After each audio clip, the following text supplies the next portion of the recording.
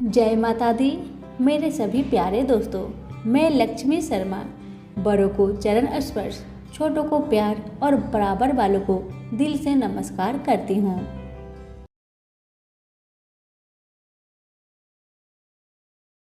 प्रेम से बोलिए पवन पुत्र हनुमान की जय। आज मंगलवार के दिन मैं आप सभी को सुना रही हूँ पवन पुत्र हनुमान की पावन कथा, जिनको श्रद्धा पूर्वक श्रवण करने मात्र से आपकी दुख तकलीफ दूर हो जाती है। प्रेम से बोलिए पवन पुत्र हनुमान की जय। अब सुनिए कथा। इस व्रत की कथा का उल्लेख श्री पद्म पुराण में इस प्रकार है। प्राचीन काल में नंदक नामक एक विद्वान ब्राह्मण था। सुनंदा नाम की उसकी पत्नी को कोई संतान नहीं हुई, तो उस बूढ़े ब्राह्मण ने किसी दूसरे की सुंदर गुणवती कन्या को अपनी पुत्री के रूप में गोद ले लिया। ऐसा कहा जाता है कि कन्या के अष्टांग नित्य ही बहुत सा सोना दिया करते थे, जिसकी बदौलत वह ब्राह्मण धन धान्य हो गया। इससे उसमें भारी मद और अभिमान आ गया। वह राजा की तरह रहने लगा। कन्या जब विवाह योग्य हो गई तो नंदक ने उसका विवाह सोमेश्वर नाम के एक ब्राह्मण युवक के साथ कर दिया। इस तरह वह कन्या से नित्य प्रति मिलने वाले स्वर्ण से वंचित हो गया। जब ससुराल से शुभ दिन देखकर सोमेश्वर अपनी पत्नी को अपने घर ले जाने के लिए चला तो रास्ते में रात हो गई। वन में अकेला देखकर निर्दयी नंदक ने सोमेश्वर की हत्या कर दी। पति को मरा देख ब्राह्मण पुत्री बहुत दुखी हुई। उसने पति के साथ मरने का निश्चय कर लिया। वह मरने की तैयारी कर ही रही थी कि मंगल देव वहां उपस्थित हुए और उन्होंने उसे वर मांगने को कहा। ब्राह्मण पुत्री ने कहा, हे देव, यदि आप मुझ पर प्रसन्न हैं तो मेरे पति को जीवित कर दे। यह सुन मंगल देव ने उसके पति को परम विद्वान बनाकर जीवित कर दिया और भी वर मांगने को कहा। तो ब्राह्मण पुत्री ने कहा, हे ग्रहों के स्वामी, जो लाल चंदन द्वारा लाल फूलों से मंगलवार के दिन प्रातःकाल के समय आपका पूजन कर स्मरण करे, उन्हें बंधन, रोग और व्याधि कभी भी पैदा ना हो। उन्हें व उनके परिजनों को सर्प, अग्नि और बैरियों से भय ना हो। उनका कभी स्वजनों से वियोग ना हो तथा आप अपने भक्तों के लिए सुख देने वाले हो, यही वर मुझे दीजिए। मंगल देव बोले, जो मेरा भक्त जितेंद्रिय होकर एक बार भोजन करके 4 दीपक युक्त मंडल पर अर्धों के साथ वेदों और पुराणों के मंगल मंत्रों सहित 21 मंगलवार का व्रत करे, साथ में लाल रंग का युवा बैल सोने सहित यथाशक्ति दान करे और ब्राह्मणों को भोजन कराए तो उसे कभी मंगल की ग्रह पीड़ा नहीं होगी। उसे भूत, प्रेत, बेताल और शाकिनी कभी नहीं मार सकेंगे। उनकी दरिद्रता नष्ट होगी और उनके परिवार में यश और कीर्ति की वृद्धि होगी। उनका वंश बढ़ेगा। यह कहकर मंगल देव अंतर ध्यान हो गए।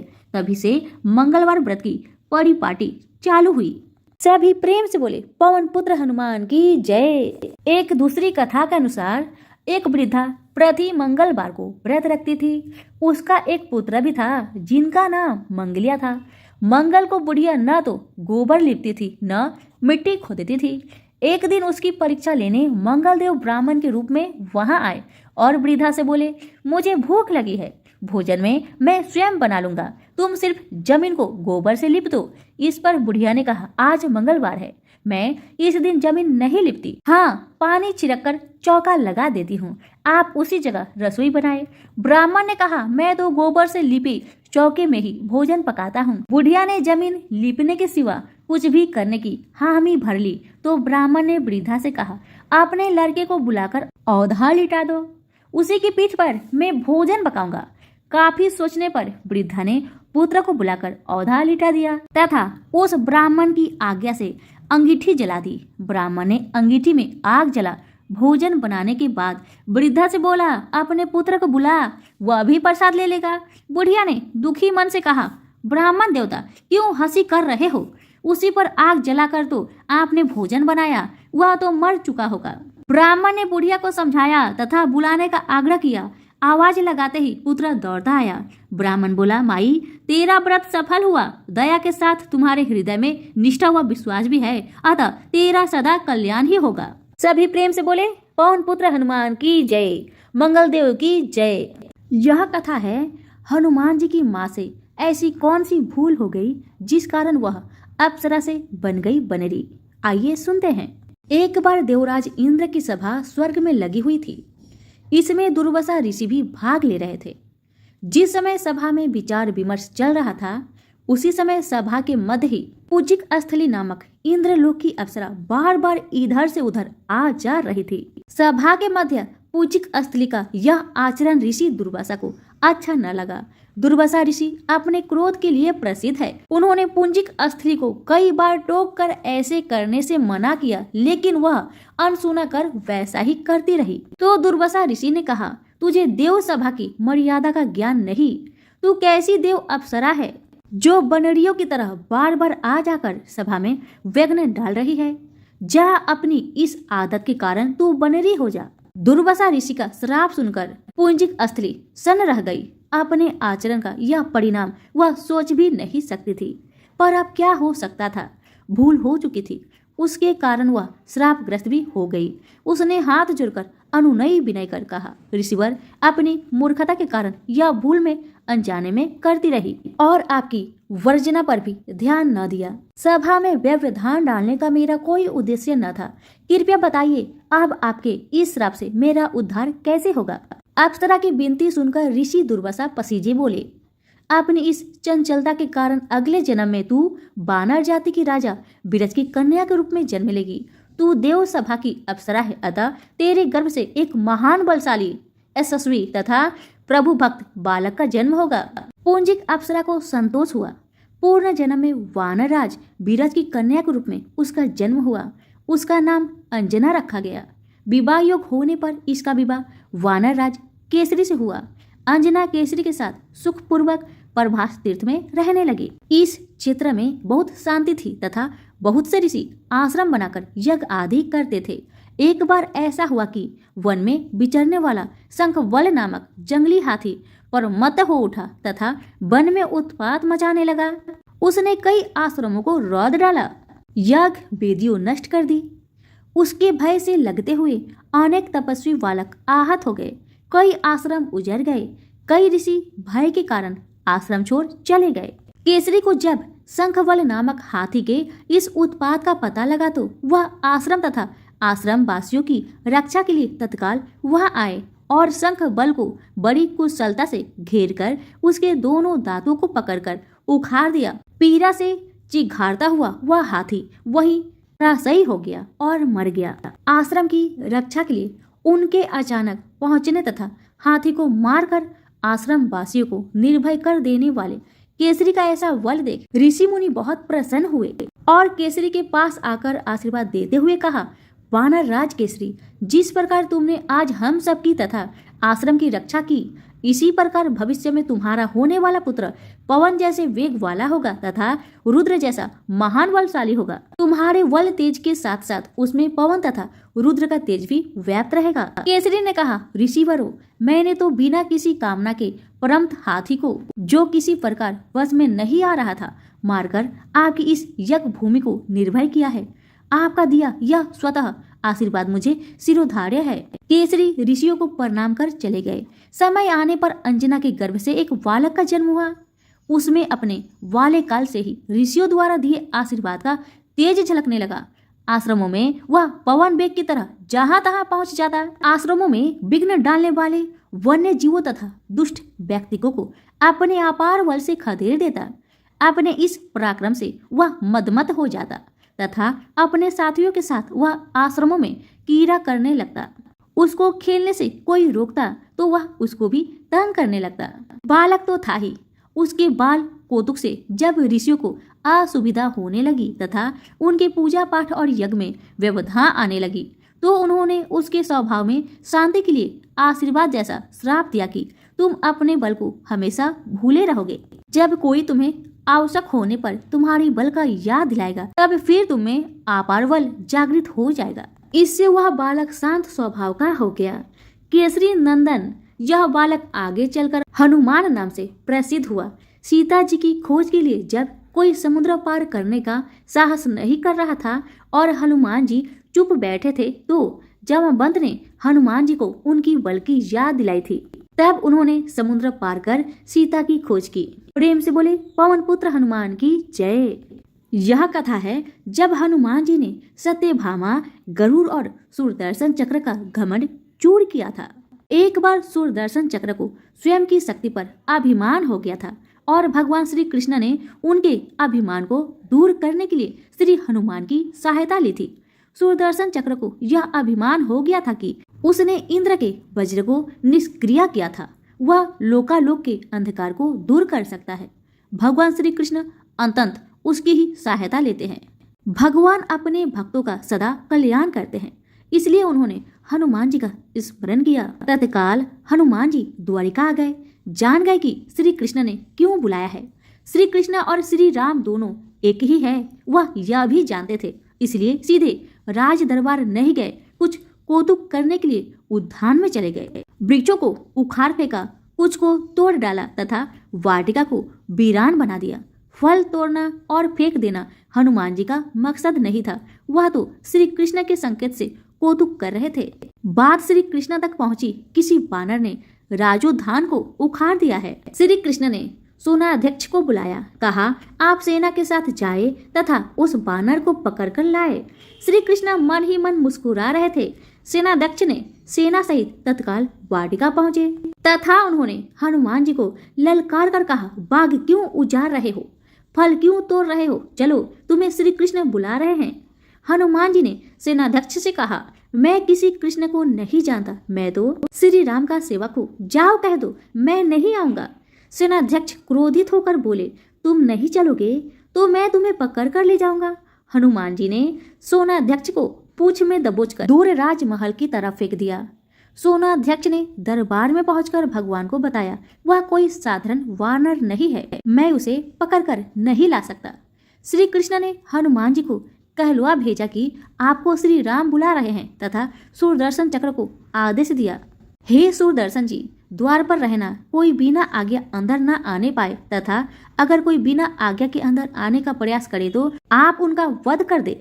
श्री कृष्ण समझते थे कि श्री राम का संदेश सुनकर तो हनुमान जी एक पल भी रुक नहीं सकते। दरबार के द्वार पर सुदर्शन ने उन्हें रोककर कहा, बिना आज्ञा अंदर जाने की मनाही है। जब श्री राम बुला रहे हो तो हनुमान जी विलंब सहन नहीं कर सकते।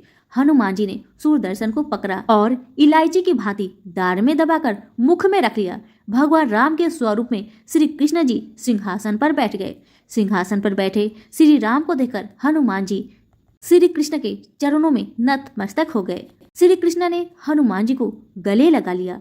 श्री कृष्ण ने हनुमान जी से पूछा, हनुमान तुम अंदर कैसे आ गए, किसी ने रोका नहीं? हनुमान जी ने उत्तर दिया, रोका था भगवान।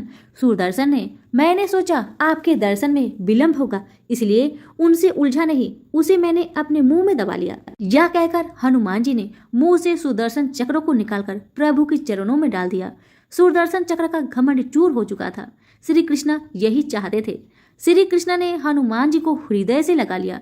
हृदय से हृदय की बात हुई और श्री कृष्ण ने हनुमान जी को विदा कर दिया। परमात्मा अपने भक्तों में, अपने निकट अष्टों में अभिमान रहने नहीं देते। अगर श्री कृष्ण ने हनुमान जी की सहायता से सुदर्शन चक्र का घमंड दूर न करते तो सुदर्शन जी परमात्मा के निकट रह नहीं सकते थे। परमात्मा के निकट रह ही वही सकता है जो मैं से रहित होकर न मैं जान लेता है, अर्थात नमा को जान जाता है। नमा का अर्थ है कि मैं कुछ नहीं हूँ, वरन परमेश्वर ही सर्वत्र है तथा उन्हीं परमेश्वर को बारंबार नमन करते हूँ। अतः भक्ति मार्ग का पहला कदम है अहम और अभिमान रहित जीवन। संसार में किसी का कुछ नहीं, ख्वाहम ख्वाह अपना समझना मूर्खता है, क्योंकि अपना होता हुआ भी कुछ भी अपना नहीं होता। इसलिए हैरानी होती है, घमंड क्यों, इसलिए किसका? कुछ रुपए दान करने वाला यदि यह कहे कि उसने ऐसा किया है तो उससे बड़ा मूर्ख और कोई नहीं। और ऐसे भी हैं जो हर महीने लाखों का दान करते हैं लेकिन उसका जिक्र तक नहीं करते, न करने देते हैं। वास्तव में जरूरतमंद और पीड़ित की सहायता ही दान है, पुण्य है। ऐसे व्यक्ति पर सरस्वती की सदा कृपा होती है। पर क्या किया जाए, देवताओं तक को अभिमान हो जाता है और उनके अभिमान को दूर करने के लिए परमात्मा को ही कोई उपाय करना पड़ता है। सभी प्रेम से बोले हनुमान जी की जय।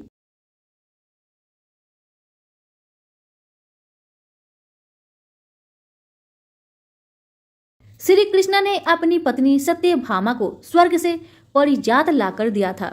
वह इसलिए अपने आप को श्री कृष्ण की अत्यंत प्रिय और अति सुंदरी मानने लगी थी। सुदर्शन चक्र को यह अभिमान हो गया था कि उसने इंद्र के वज्र को निष्क्रिय किया था। वह लोकालोक के अंधकार को दूर कर सकता है। हनुमान जी के पुत्र मकर ध्वज की कथा। पवन पुत्र हनुमान बाल ब्रह्मचारी थे, लेकिन मकर ध्वज को उनका पुत्र कहा जाता है। यह कथा उसी मकर ध्वज की है। वाल्मीकि रामायण के अनुसार लंका जलाते समय आग की तपिश के कारण हनुमान जी को बहुत पसीना आ रहा था। इसलिए लंका दहन के बाद जब उन्होंने अपनी पूंछ में लगी आग को बुझाने के लिए समुद्र में छलांग लगाई तो उनके शरीर से पसीने की एक बड़ी सी बूंद समुद्र में गिर पड़ी। उस समय एक बड़ी मछली ने भोजन समझ उस बूंद को निगल ली। उसके उदर में जाकर वह बूंद एक शरीर में बदल गई। एक दिन पाताल के असुरराज अहिरावण के सेवकों ने उस मछली को पकड़ लिया। जब वे उसका पेट चीर रहे थे तो उसमें से वानर की आकृति का एक मनुष्य निकला। वे उसे अहिरावण के पास ले गए। अहिरावण ने उसे पातालपुरी की रक्षक नियुक्त कर दिया। यही वानर हनुमान पुत्र मकर ध्वज के नाम से प्रसिद्ध हुआ। जब राम रावण युद्ध हो रहा था तब रावण की आज्ञा अनुसार अहिरावण राम लक्ष्मण का अपहरण कर उन्हें पातालपुरी ले गया। उनके अपहरण से वानर सेना भयभीत हुआ, शोकाकुल हो गई। लेकिन विभीषण ने यह भेद हनुमान के समक्ष प्रकट कर दिया। तब राम लक्ष्मण की सहायता के लिए हनुमान जी पातालपुरी पहुंचे। जब उन्होंने पाताल के द्वार पर एक वानर को देखा तो वे आश्चर्यचकित हो गए। उन्होंने मकर ध्वज से उसका परिचय पूछा। मकर ध्वज ने अपना परिचय देते हुए बोला, मैं हनुमान पुत्र मकर ध्वज हूँ और पातालपुरी का द्वारपाल हूँ। मकर ध्वज की बात सुनकर हनुमान जी क्रोधित होकर बोले, या तुम क्या कह रहे हो दुष्ट? मैं बाल ब्रह्मचारी हूँ, फिर भला तुम मेरे पुत्र कैसे हो सकते हो? हनुमान का परिचय पाते ही मकर ध्वज उनके चरणों में गिर गया और उन्हें प्रणाम कर अपनी उत्पत्ति की कथा सुनाई। हनुमान जी ने भी मान लिया कि वह उनका ही पुत्र है, लेकिन यह कहकर कि वे अभी अपने श्री राम और लक्ष्मण को लेने आए हैं। जैसे ही द्वार की ओर बढ़े वैसे ही मकर ध्वज उनका मार्ग रोकते हुए बोला, पिताश्री, यह सत्य है कि मैं आपका पुत्र हूँ, लेकिन अभी भी मैं अपने स्वामी की सेवा में हूँ, इसलिए आप अंदर नहीं जा सकते। हनुमान ने मकर ध्वज को अनेक प्रकार से समझाने का प्रयास किया, किंतु वह द्वार से नहीं हटा। तब दोनों में घोर युद्ध शुरू हो गया। देखते ही देखते हनुमान जी उसे अपनी पूंछ में बांधकर पाताल में प्रवेश कर गए। हनुमान सीधे देवी मंदिर में पहुंचे, जहाँ अहिरावण राम लक्ष्मण की बलि देने वाला था। हनुमान जी को देखकर चामुंडा देवी पाताल लोक से प्रस्थान कर गई। तब हनुमान जी देवी रूप धारण करके वहां स्थापित हो गए। कुछ देर बाद अहिरावण वहां आया और पूजा अर्चना करके जैसे ही उसने राम लक्ष्मण की बलि देने के लिए तलवार उठाई, वैसे ही भयंकर गर्जन करते हुए हनुमान जी प्रकट हो गए और उसी तलवार से अहिरावण का वध कर दिया। उन्होंने राम लक्ष्मण को बंधन मुक्त किया। तब श्री राम ने पूछा, हनुमान, तुम्हारी पूंछ में यह कौन बंधा है? बिल्कुल तुम्हारे समान ही लग रहा है, इसे खोल दो। हनुमान ने मकर ध्वज का परिचय देकर उसे बंधन मुक्त कर दिया। मकर ध्वज ने श्री राम के समक्ष सिर झुका लिया। तब श्री राम ने मकर ध्वज का राज्य अभिषेक कर उसे पाताल का राजा घोषित कर दिया और कहा कि भविष्य में वह अपने पिता के समान दूसरों की सेवा करे। यह सुनकर मकर ध्वज ने तीनों को प्रणाम किया। तीनों उसे आशीर्वाद देकर वहां से प्रस्थान कर गए। इस प्रकार मकर ध्वज हनुमान पुत्र कहलाए। सभी प्रेम से बोले, पवन पुत्र हनुमान की जय। अब आइए सुनिए भगवान श्री राम की कथा। अगर पवन पुत्र हनुमान को प्रसन्न करना है तो भगवान राम की कथा अवश्य सुने। सभी प्रेम से बोले, सीता राम की जय हो, पवन पुत्र हनुमान की जय हो। अब आइए सुनते हैं यह कथा। श्री राम की जय हो, सिया राम की जय हो। बहुत साल पहले की बात है। एक आलसी लेकिन भोला भाला युवक था जिसका नाम था आनंद। आनंद दिन भर कोई काम नहीं करता, बस खाता ही रहता और सोया रहता। इसके अलावा उसे कुछ आता भी नहीं था, क्योंकि वह बहुत आलसी था। आनंद का रहन सहन व्यवहार देखकर घर वाले ने नाराज होकर उसे घर से निकाल दिया, क्योंकि आनंद कोई काम धाम करता ही नहीं था, बस घर में पड़ा रहता था। अब आनंद घर से निकाला जाने पर यूं ही इधर उधर भटकने लगा। भटकते भटकते उसे एक आश्रम मिला। वह आश्रम में गया। वहां उसने देखा कि एक गुरुजी बैठे थे और उनके शिष्य कोई काम नहीं करते, बस मंदिर की पूजा करते थे। आनंद ने सोचा, वाह, ये काम तो मेरे लिए बहुत बढ़िया रहेगा। इसमें तो कोई काम धाम करना ही नहीं पड़ता है, बस पूजा ही तो करना है। आनंद बड़े प्रेम से गुरुजी के पास आकर पूछा, क्या मैं यहाँ रह सकता हूँ गुरुजी? आनंद की बात सुनकर गुरुजी बोले, हाँ हाँ, क्यों नहीं रह सकते। गुरुजी का बात सुनकर आनंद ने कहा, गुरुजी, मैं कोई काम नहीं कर सकता, फिर भी आप मुझे अपने पास रखेंगे? आनंद की बात सुनकर गुरुजी मुस्कुराकर कहने लगे, बेटा आनंद, तुम्हें कोई काम नहीं करना है, बस पूजा करना होगा। आनंद ने कहा, ठीक है गुरुजी, वो तो मैं कर लूंगा। अब आनंद गुरुजी का आश्रम में मजा से रहने लगा। ना कोई काम ना कोई धाम, बस सारा दिन खाते रहो और प्रभु की भक्ति में भजन गाते रहो। आनंद को गुरुजी के आश्रम में रहते हुए महीना भर हो गया।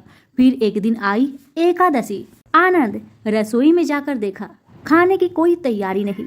उसने गुरुजी से पूछा, आज खाना क्यों नहीं बनेगा गुरुजी? गुरुजी ने कहा, नहीं, आज तो एकादशी है, तुम्हारा भी उपवास है। गुरुजी की बातें सुन आनंद ने कहा, नहीं, अगर मैंने उपवास कर लिया तो कल का दिन मैं नहीं देख पाऊंगा।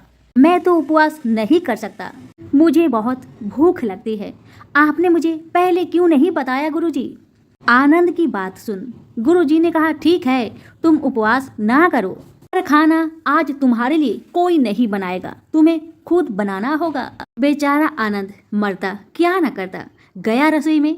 गुरुजी फिर आए, देखो, अगर तुम खाना बना लो तो राम जी को भोग जरूर लगा लेना और नदी के उस पार जाकर ही रसोई बनाना। आनंद ने कहा, ठीक है गुरुजी। लकड़ी, आटा, तेल, घी, सब्जी लेकर आनंद वहां से चले गए और जैसा तैसा खाना भी बनाया।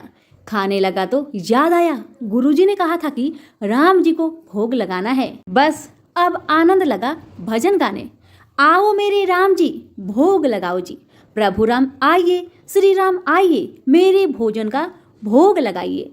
जब कोई ना आया तो बेचैन हो गया कि यहाँ तो भूख लग रही है और राम जी तो आए ही नहीं। भोला मानस जानता नहीं था कि प्रभु साक्षात तो आएंगे नहीं, पर गुरुजी की बात मानना जरूरी है। फिर उसने कहा, देखो प्रभु राम जी, मैं समझ गया कि आप क्यों नहीं आ रहे हैं। मैंने रूखा सूखा बनाया है और आपको तरमाल खाने की आदत है, इसलिए नहीं आ रहे हैं। तो सुनो प्रभु, आज वहाँ भी कुछ नहीं बना है। सबका आज एकादशी व्रत है, खाना हो तो यह भोग ही खाओ। प्रभु श्री राम अपने भक्त की मासूमियत पर बड़े मुस्कुराए और माता सीता के साथ प्रकट हो गए। ये देखकर भक्त असमंजस में पड़ गया और मन ही मन में सोचने लगा कि गुरुजी ने तो कहा था कि राम जी आएंगे, पर यहाँ तो माता सीता भी आई है और मैंने तो भोजन बस 2 लोगों का बनाया है। चलो कोई बात नहीं, आज इन्हें ही खिला देते हैं, मैं भूखा ही रह जाता हूँ। आनंद बोला, प्रभु मैं भूखा रह गया, लेकिन मुझे आप दोनों को देखकर बड़ा अच्छा लग रहा है। लेकिन अगली एकादशी पर ऐसा ना करना, पहले बता देना कि कितने जन आ रहे हो, और हाँ, थोड़ा जल्दी ही आना। राम जी उसकी बात पर बड़े मुद्दित हुए और प्रसाद ग्रहण कर चले गए। अगली एकादशी तक यह भोला मानस सब भूल गया। उसे लगा प्रभु ऐसे ही आते होंगे और प्रसाद ग्रहण करते होंगे। फिर एकादशी आई तो आनंद ने गुरुजी से कहा, गुरुजी मैं चला खाना बनाने, पर इस बार थोड़ा ज्यादा अनाज लगेगा क्योंकि वहाँ 2 लोग आते हैं। गुरुजी आनंद की बात सुनकर मुस्कुराए और मन ही मन सोचने लगे, भूख के मारे आनंद बावला हो गया है। ये सोचकर उन्होंने कहा, ठीक है, ले जा और अनाज ले जा।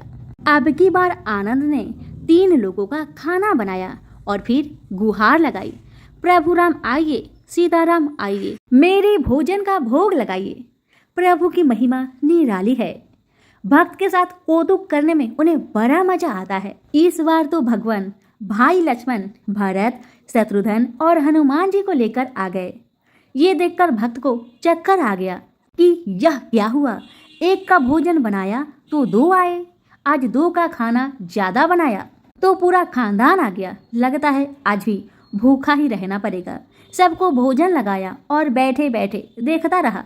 अनजाने में ही उसकी ये भी एकादशी हो गई। फिर अगली एकादशी आने से पहले गुरुजी से कहा, गुरुजी ये आपके प्रभु राम जी अकेले क्यों नहीं आते? हर बार कितने सारे लोगों को ले आते हैं, इस बार अनाज ज्यादा देना। गुरुजी को लगा कहीं यह अनाज बेचता तो नहीं, देखना पड़ेगा जाकर। भंडार से कहा, इसे जितना अनाज चाहिए आनंद को दे दो और छुपकर उसे देखने चल पड़े। इस बार आनंद ने सोचा खाना पहले नहीं बनाऊंगा, पता नहीं कितने लोग आ जाए, पहले बुला लेता हूँ फिर खाना बनाऊंगा। फिर टेर लगाई, प्रभु राम आइए, श्री राम आइए, मेरे प्रभु भोजन का भोग लगाइए। सारा राम दरबार मौजूद। इस बार तो हनुमान जी भी साथ आए, लेकिन यह क्या प्रसाद तो तैयार ही नहीं है। भक्त ठहरा भोला भाला। भोला भाला आनंद बोला, प्रभु इस बार मैंने खाना नहीं बनाया। प्रभु ने पूछा क्यों? आनंद बोला, प्रभु मुझे तो मिलता ही नहीं, फिर क्या फायदा खाना बनाने का, आप ही बना लो और खुद ही खा लो। आनंद की बातें सुन राम जी मुस्कुराए, सीता माता भी गदगद हो गई। उसके मासूम जवाब से लक्ष्मण जी बोले, क्या करे प्रभु? प्रभु बोले, भक्त की इच्छा है तो पूरी तो करनी पड़ेगी, चलो लग जाओ काम में। लक्ष्मण जी ने कढ़ाई उठाई, माता सीता आटा सानने लगी। भक्त एक तरफ बैठकर देखता रहा। माता सीता रसोई बना रही थी तो कई ऋषि मुनि यक्ष गंधर्व प्रसाद लेने आने लगे। इस पर गुरुजी ने देखा खाना तो बना नहीं, भक्त एक कोने में बैठा है, तो पूछा, बेटा क्या बात है, खाना क्यों नहीं बनाया? आनंद बोला, अच्छा किया गुरुजी आप आ गए, देखिए कितने लोग आते हैं प्रभु के साथ। गुरुजी बोले, मुझे तो कुछ नहीं दिख रहा तुम्हारे और अनाज के सिवा। भक्त ने माथा पकड़ लिया, एक तो इतनी मेहनत करवाते हैं प्रभु, भूखा भी रखते हैं और ऊपर से गुरुजी को दिखाई भी नहीं दे रहे, यह और बड़ी मुसीबत है। प्रभु से कहा, हे प्रभु आप गुरुजी को क्यों नहीं दिख रहे हैं? प्रभु बोले, मैं उन्हें नहीं दिख सकता। फिर भक्त बोला, क्यों प्रभु क्यों? वे तो बड़े पंडित है, ज्ञानी है, विद्वान है, उन्हें तो बहुत कुछ आता है, उनको क्यों नहीं दिखते हैं आप? प्रभु बोले, माना कि उनको सब कुछ आता है पर वे सरल नहीं है तुम्हारी तरह, इसलिए उनको नहीं दिख सकता। आनंद ने गुरुजी से कहा, गुरुजी प्रभु कह रहे हैं आप सरल नहीं है, इसलिए आपको नहीं दिखेंगे। गुरुजी रोने लगे और कहने लगे, वाकई में मैंने सब कुछ पाया पर सरलता नहीं पा सका तुम्हारी तरह, और प्रभु तो मन की सरलता से ही मिलते हैं। प्रभु प्रकट हो गए और गुरुजी को भी दर्शन दिए। इस तरह एक भक्त के कहने पर प्रभु ने रसोई भी बनाई। यह भक्ति कथा लोक श्रुति पर आधारित है। यहीं पर हमारी भगवान श्री राम की कथा समाप्त हुई। अगर आपको अच्छी लगे तो लाइक शेयर जरूर करें। धन्यवाद।